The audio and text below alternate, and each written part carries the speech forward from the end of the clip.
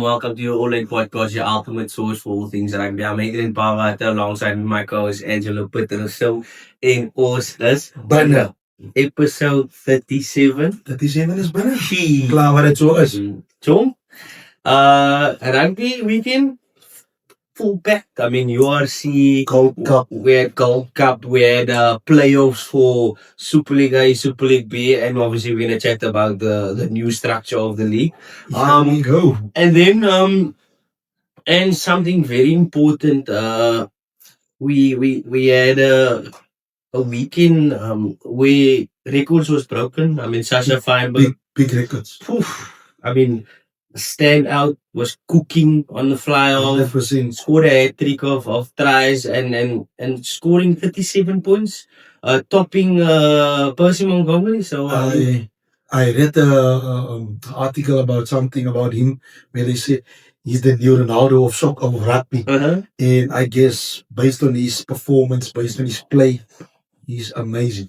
He's amazing. Yes, I just hope it's gonna be a consistent consistency from him. I think he has it in him. He's keeping his head, but a lot of New Zealand let's say commentators has put him in the same eye as Dan Carter. So I think that's a big statement. Definitely Big statement. But we're gonna chat a bit more of it.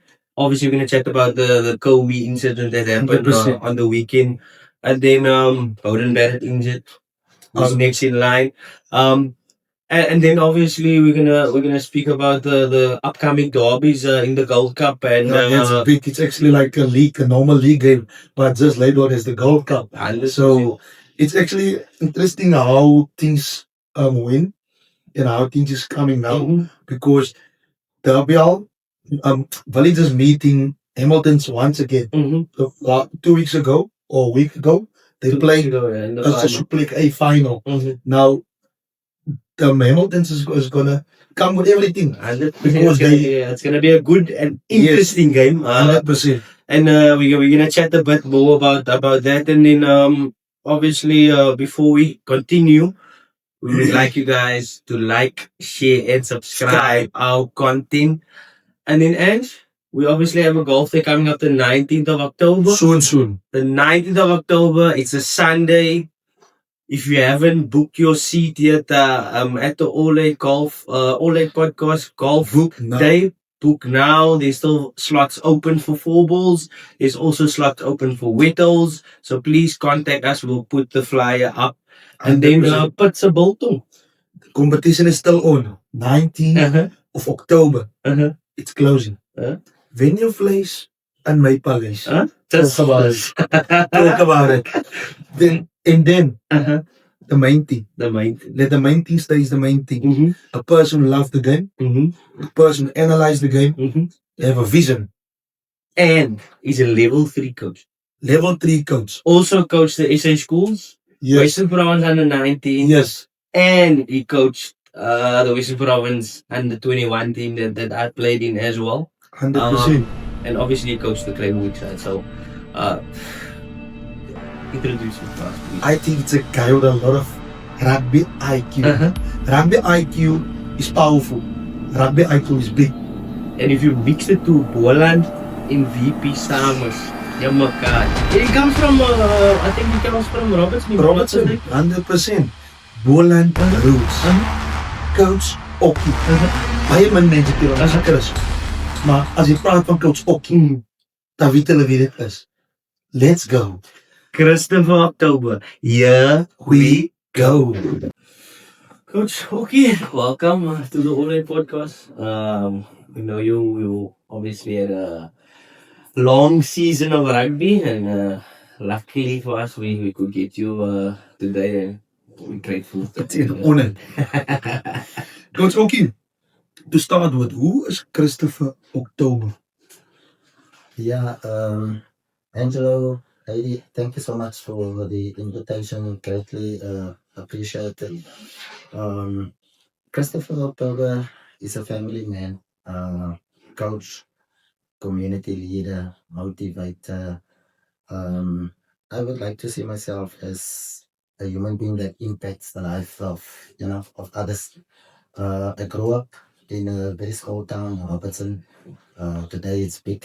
Any bullet. Yeah. Anibolan.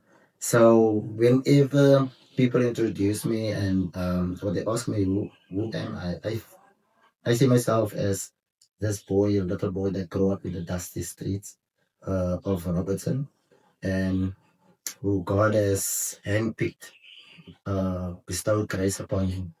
And from there on, you know, he has been given opportunities that many of human beings in this, this life in which we are living are not being afforded. And I have been very, very fortunate, blessed beyond what I can even, describe this evening. So yeah. Coach, so when did your love for rugby start?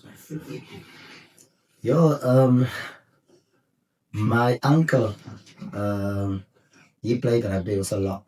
So he played in the farm league, Proteas. If I can quite frankly recall, yes, played for Proteas, and he was actually the one that exposed me to the game. So on every Saturday it was a big thing. The entire family would go to this farm field where teams from other regions would come and compete against our farm. And that is actually where I was introduced to the game. So my father, on a regular basis, took me there, and it became like a family outing. But the seed was actually planted. From there on, I just fell in love with the game. And obviously, those were the years of yesterday for me. And yeah, from there on, I just History. kept on. Coach, sorry, Go. sorry to break your word, man. I just want to find out, Coach played fly off center. Fly off. I was actually a versatile player, utility. So most of, I would say, I played most of my rugby at fullback. But I was also very comfortable playing wing. Uh, now and now and then I will play fly off as well, but mostly fullback. Yes. 100%. Coach Okkie, is it fair to say, growing up in a rugby family as a boy, it's non negotiable. You have to play rugby. In small town like Robertson, Easton, Bonneville, Montague. Um, nowadays, 90s is born, but they make a choice of not playing rugby. Do you think that's fair towards the sport?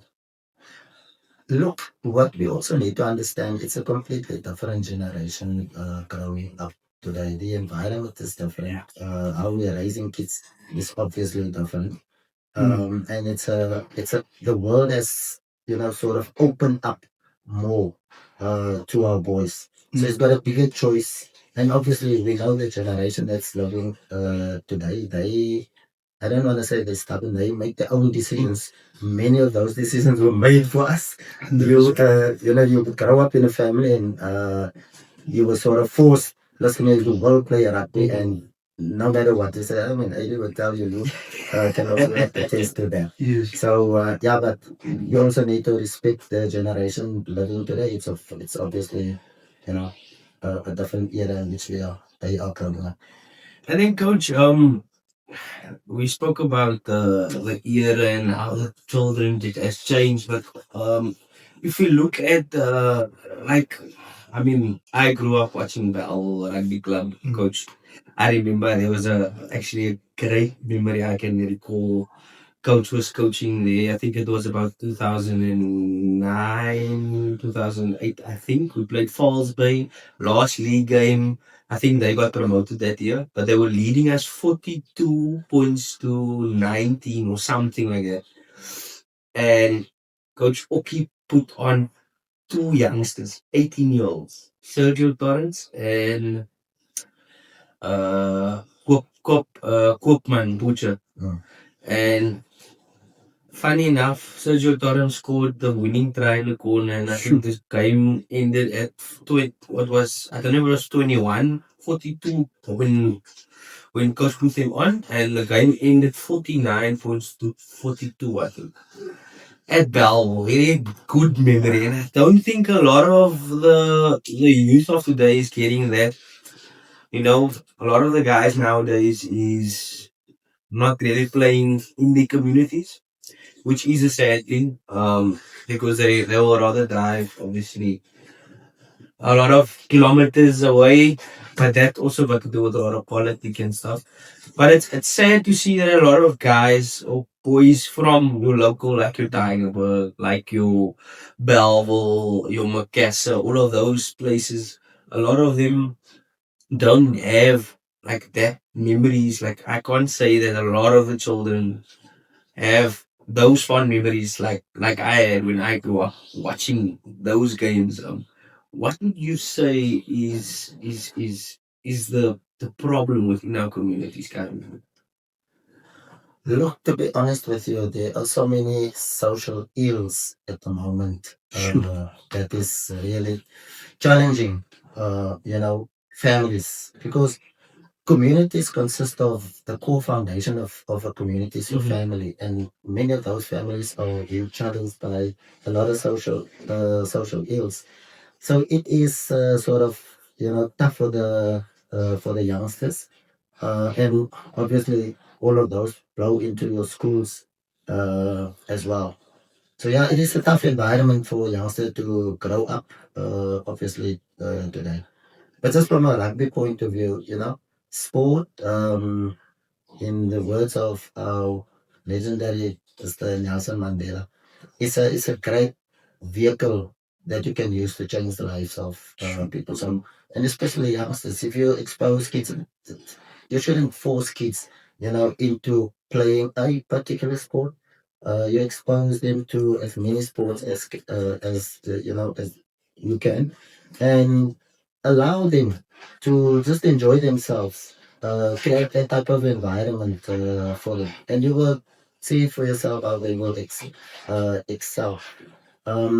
But I think probably one of the biggest challenges at the moment is I think we're not creating enough opportunities for youngsters to express themselves. And we know what happens when they are, you know, um, when they're not getting those opportunities. Yeah. Yeah, they end up with All sorts of mischievous. So, Coach, okay, let's go back to your coaching record. How was to coach as a school side and then moving from on to coaching under 19 and under 21? Because now you're in professional setup, you need to act professional, you know the system. So lead us through it. Yeah. I must honestly say, deeply grateful, massively privileged for the opportunity that I've been given.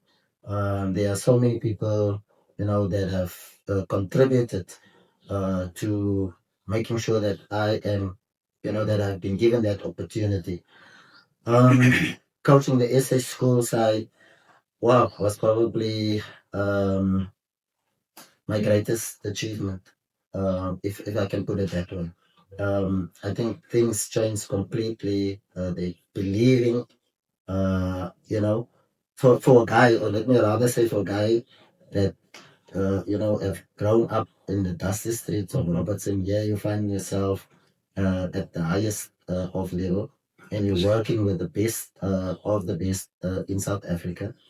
And many of those players, and I was just fortunate to work with the likes of your Cheslins and your Sia Policies and Frans Malherbes. And there was a time when I think it was the 2023 World Cup, that I counted almost 50-60% of those players somehow in their rugby career we have crossed paths. And most of the time it was with the SA school side. I had the privilege of coaching the SA school side 3 years, 2009, 2012, and 13. Yeah, I think 2013 or 12 Pollard was part of our team back then. But that's amateur rugby. The transition from amateur to professional rugby is like day and night. So luckily I've all my life I've been raised in a very poor family, but with good values. Mm-hmm. So I 100%. could, rely on those values that I've been taught. Different environment, but the same principles and values apply. So that is what I've used, learned a lot, and obviously the likes of your Jerome Pawatas, the Paul Cruz, and Nazim Adams, Rito Slungwane. Those were the coaches that I was fortunate to work with. So I've learned a lot as a professional. Yes. I think, Coach, we spoke about one of them, a memorable moment for me watching Power, but a memorable moment for you as a coach in any particular team that stood out for you. One of your most memorable. There's probably a lot. A lot, yeah. Now I coach figuring out one now. Yeah, I must honestly say, when I became SA Schools coach, that was probably one of the most memorable moments in my rugby career. And also when I turned professional as well. And when we've won the SA Under 19 Cup with Nazim Adams in 2014 as well. Those were moments that I will cherish for the rest of there are so many. I can move from club rugby to schools rugby to professional rugby. I had I've been fortunate to have been with Jerome Pavada in a final in Nelspruit, playing against Griquas. So, yeah, but memorable moments. Surely I will cherish it for the rest of my life. Yes. So, Coach Okkie, I think this question is more based on what's happening now in our Super League A, Super League B systems, and we know you've been fought for coming with Kraaifontein into the Super League A. That's was the goal to go to the top league. So, what is the next step for Coach Okkie? What is the next step? Now, look, I have been fortunate to be around the block for quite some time, so I've had a taste, foretaste of being a professional coach. I've coached at schools rugby, but also club rugby. So it is all about the opportunities that you are getting. So I've been waiting, not waiting. Obviously, the Lord will, work it out and hopefully create an opportunity for me to either coach professional rugby again. My philosophy of life has always been I go where the Lord sends me and I go serve there, whether it is at schools rugby, community rugby, or professional rugby. I see myself as a servant of the game. So I just serve faithfully. 100%. And then, Coach, a last question. Any advice to youngsters out there? We know a lot of youngsters obviously go through a lot of things within the Yes. community, and some of them just want to play rugby most of the times. Any advice for them out there? Never stop dreaming. Sure. For if the Lord could have done it for me, why would the Lord not do it for you? Do you want it? If you want it, then you must go get it. Sure. But it is also massively important that you set yourself goals in life. My philosophy has always been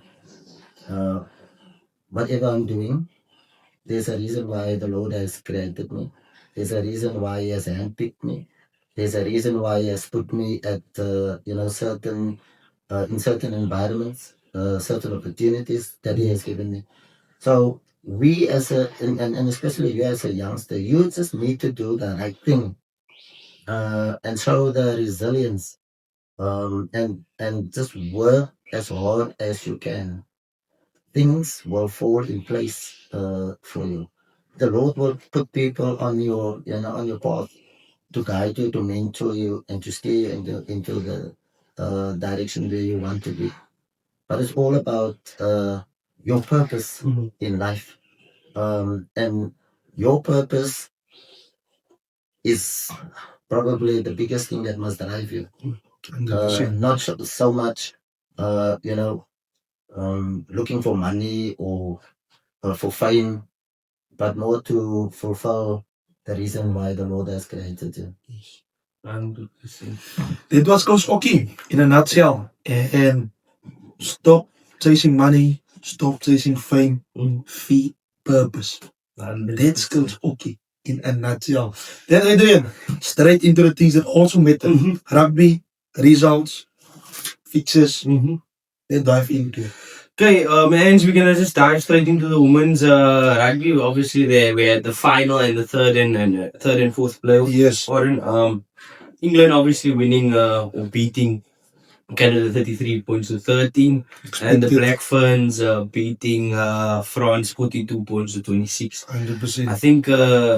I think England was clearly the team to win it. Yeah. I think Coach can also come in there. They obviously, because they were like a few steps ahead of the whole world with starting women's rugby and Yeah. being the first country to make women's rugby professional. Obviously, the infrastructure is there, 100%. the program was there. So for them not to take it, I think it wouldn't have made So sense. that recognition. Yeah, it wouldn't have made sense because I mean, Coach, you can vouch for it. Obviously, there's plans in place. You need a plan in order to be successful. We've seen with Rassie Erasmus and his plan when he started off with the Springboks and where he is now with Springboks. So it's all about planning and you could clearly see with England and the way they've played and ups to Canada for doing that. I mean, they're not seen as a professional country in women's rugby, and I mean they stepped up. 100%. And then we had obviously the big game. Yes. The big games. We had New Zealand playing Australia. New Zealand beating them 33 points to 24, and the Springboks beating Argentina 67 points to 30. Now, there was one thing in particular I wanted to speak about. Chisland Kobe's, let's say, pass. Yeah. Coach Love Okkie. that. Coach Okkie. What's your opinion? Yeah, I think it was probably, I don't want to say it was a blunder, probably unintentionally Yes. it was done. Yeah, It was but it just unintentional. shows you, Yeah. no? Yeah, a moment you would most probably want to forget. Yeah. But the guy made up later on. It's And- good. Yeah.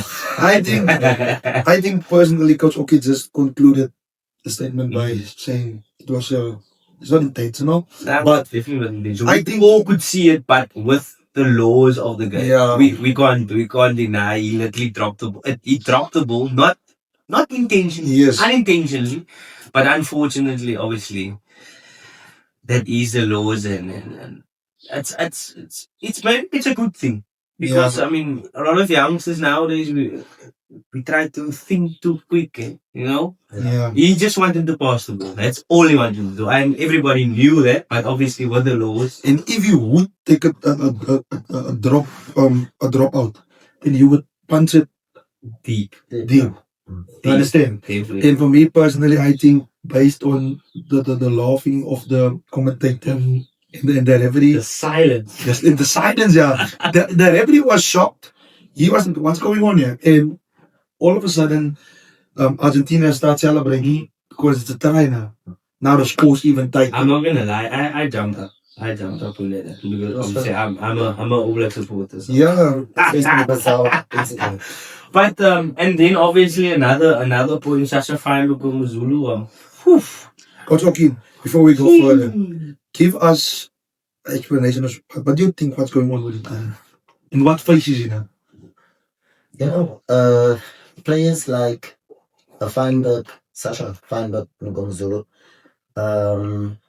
it is just once in a lifetime that you get, you know, players of that type of caliber, completely gifted. Yes. And he is a rugby player gifted. So, yeah, the performance was a performance of note. And this youngster is only at the beginning stage. I, well, I don't know what that guy is gonna set this world and the game alive.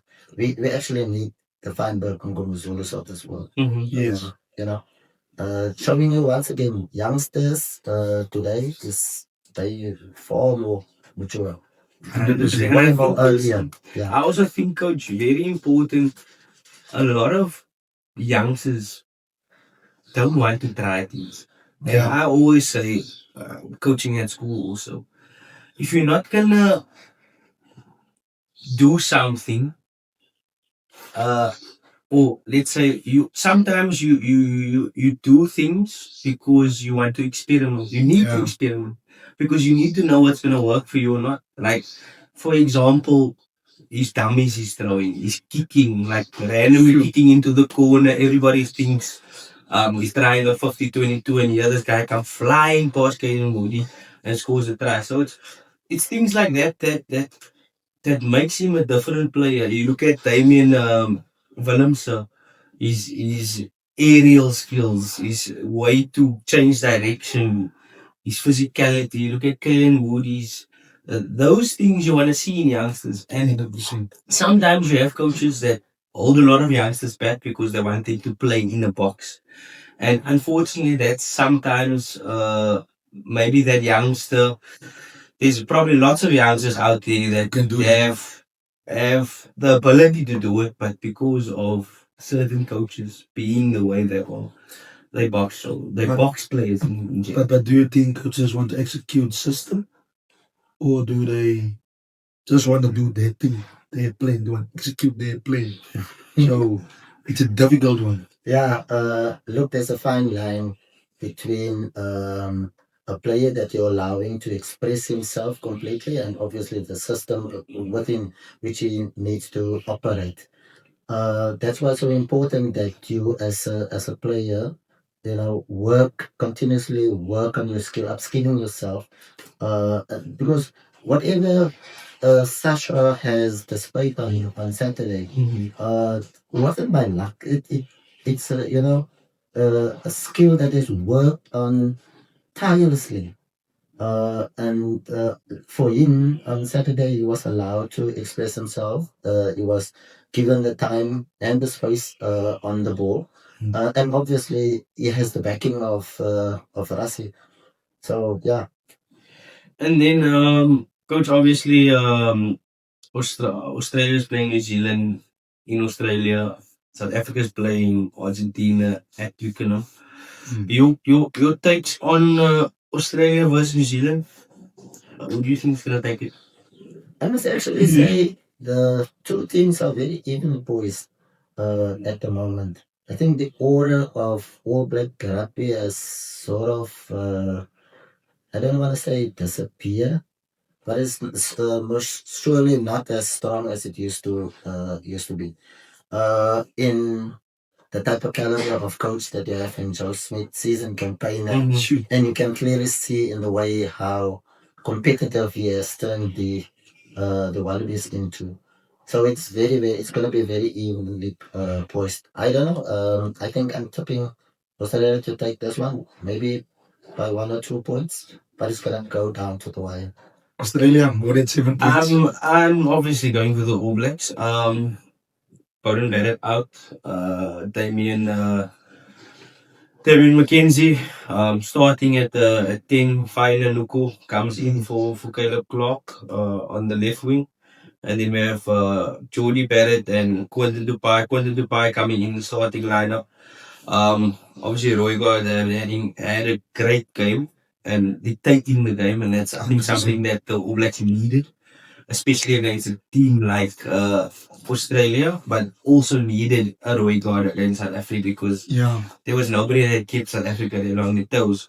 And then if you look at Wallace TT, no, putting up performances, because I would say a guy like Peter Lakai that's coming in on the 8 now played more rugby than Wallace TT, so I think that should be good. I don't really rate the Parker, the sixth flank, because he's here and he's not consistently there. I think there's still a lack in that pack, and he's still trying to explore. But overall, I think the All Blacks should take it with Damien McKenzie. Always front football, Yeah. always want to play on the advantage line. So it's gonna be interesting. Obviously Will Skelton and Valentini joins Australia, so it's they want to go physical. Yeah, they must make a big impact. They want That's why they're in the team. they want to go physical, so it's gonna be interesting. It's gonna be interesting. And then Argentina versus the Springboks. at Springboks. Twickenham. Then he goes Springbok. I think it's gonna be a different game compared to the past weekend. I think Argentina's gonna bring it more. And I think they're going to Do bring you it think it for. is based on home advantage or I think Argentina are purely much better though. They're not a traveling side really. But obviously their home this weekend is going to be Twickenham. I think it's going to be a big game, and if Argentina were to win it, it would be by less than 5. thoughts? Yeah, most surely. The box is at the moment in a completely different class. Obviously, it's been built over years. Yeah, Argentina is most definitely not a side at the moment that's struggling well, but it's going to be a different ball game for the box on Saturday. But I still think the box is going to take it, maybe not with another 30 plus points, maybe a smaller margin, between 10 to 15 points, but I still, the box is going to be way too strong at the moment. 100%. You Again, more than 10 points? More than 10 points. Obviously, the box brought in oxen cheese back from his needle. Yes. And then basically the side remains the same. I think it's overall good side. Only Grant Williams comes in for morning. And Jesse Krill as well is on the bench. So it's going to be an Interesting game. Coach Okkie, except for injuries, do you think you have to change a winning team as a coach? Look, the cliche is obviously you don't change a winning team, but if you have the depth, quality depth, obviously, then it makes it easier for you to make one or two, changes to your team, depending on the profile of the opponents that you are facing and what your intent is of, what you want to do during the game. So yeah, minor changes is always is a good thing.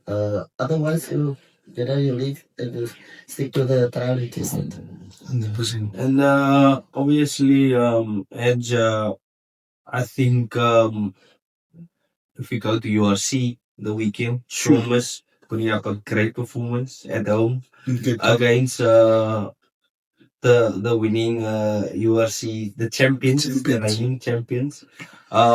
35 points to 0 at Cape Town Stadium. Good result. Good result. I just hope that the guys that I saw they use Clinton Swartz. But I hope the likes of Tabu, Dylan and Gershwin Wave, Brilliant. I hope that they're going to be used because I think that's a different type of X factor, and we've seen with Griquas what they could do. So I'm really hoping that Gershwin Wave can slot in. And I hope they give him more opportunity because I think it's well deserved. 100%. Well deserved. Agree.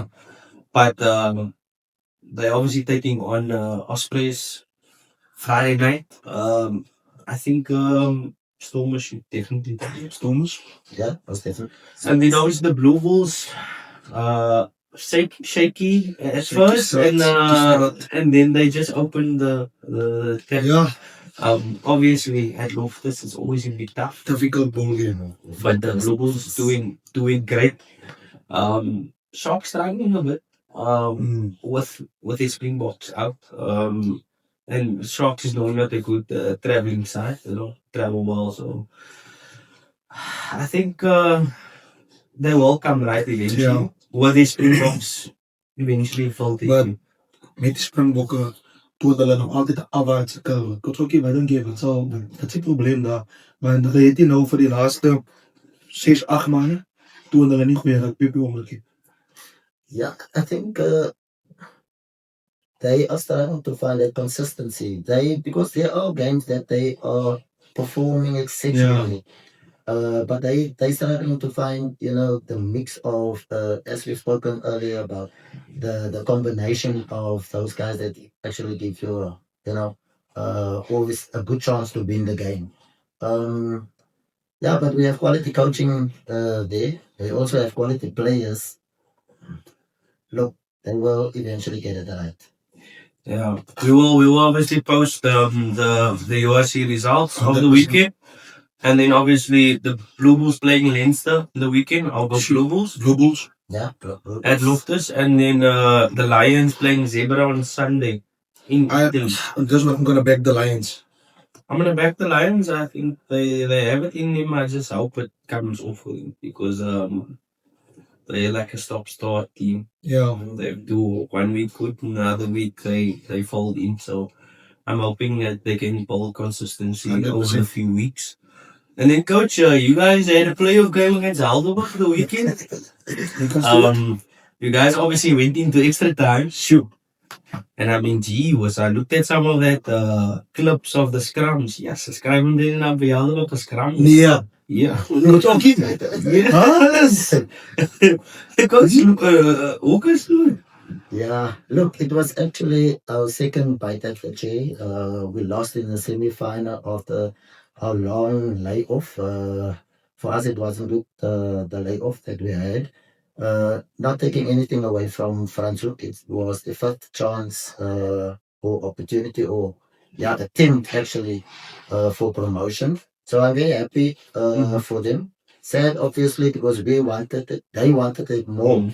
100%. And you could see, especially in that second half when we played Franschhoek, they were up against the wind, and they just, they took it away from us. So they were well deserved winners.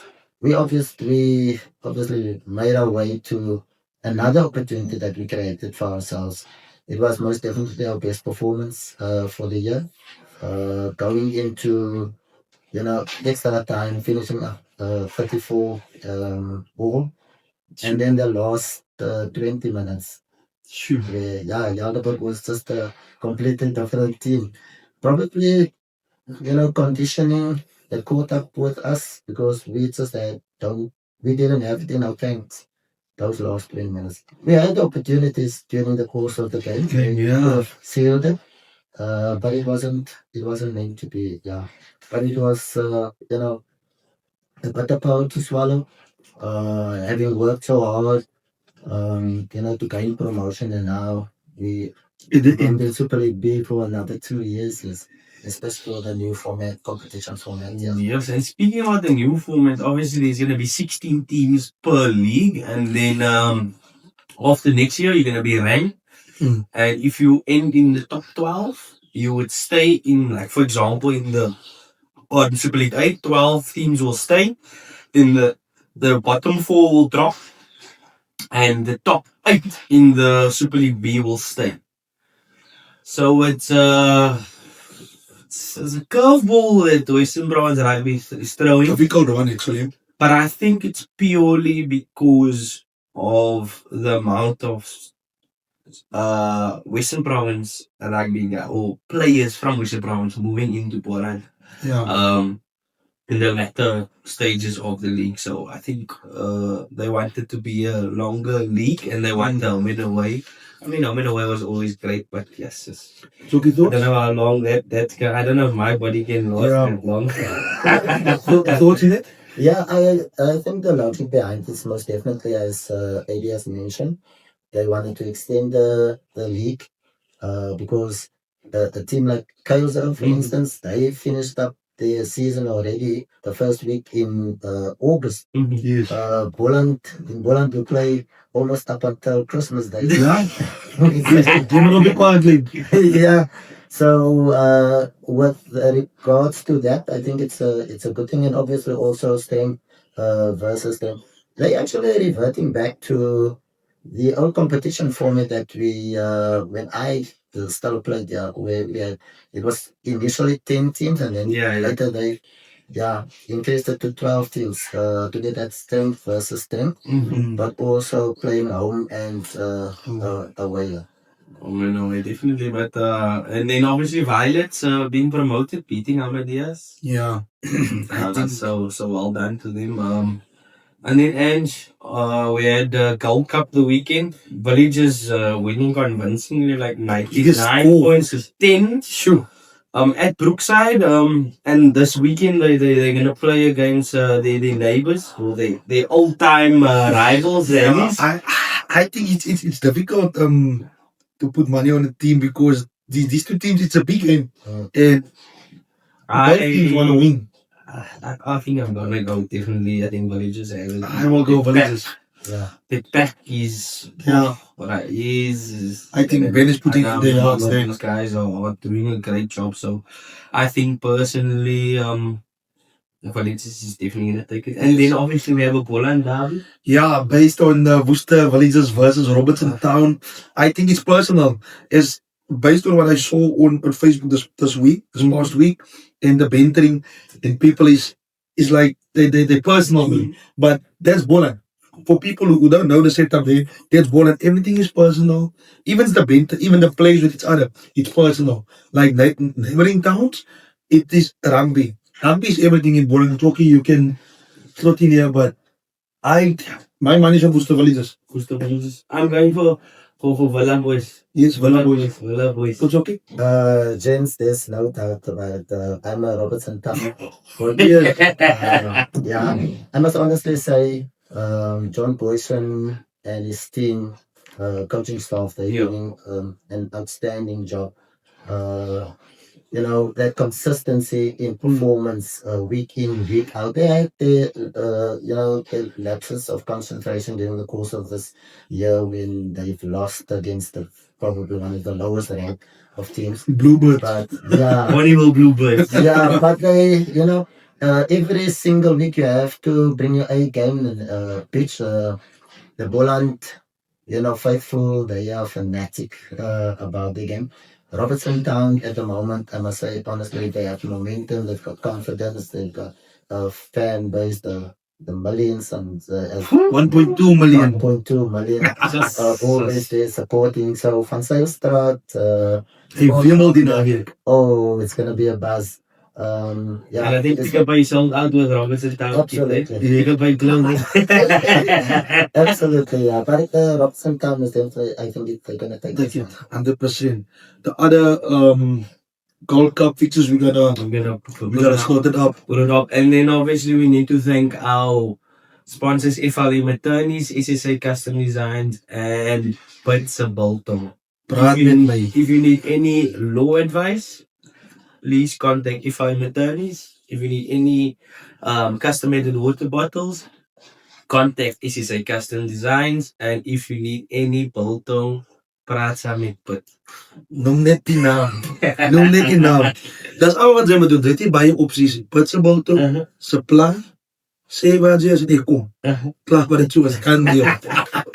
Coachy, it's come to the that time of the show where we need to say goodbye, but we would like to thank you for taking time out of your schedule. Obviously, you were a teacher, so sa tawag na wanneer rapporten moet uit is. Yes. So we'd like to thank you from bottom of our hearts, and hopefully we can have you soon on the show again to share some thoughts going forward. Yes. Yeah, thank you so much, James, for the opportunity, as I've mentioned right at the beginning. Yeah, and especially the time that I had the hour, went by so fast. Continue with the great work, the great show. Yeah, and just kick on with it. But thank you for the opportunity. Looking forward to the next visit again. 100%. Guys, that was All8 Podcast with Coach Okkie in the house. Guys, 3 things. Eddie. I want you to like, share, Subscribe. here we go.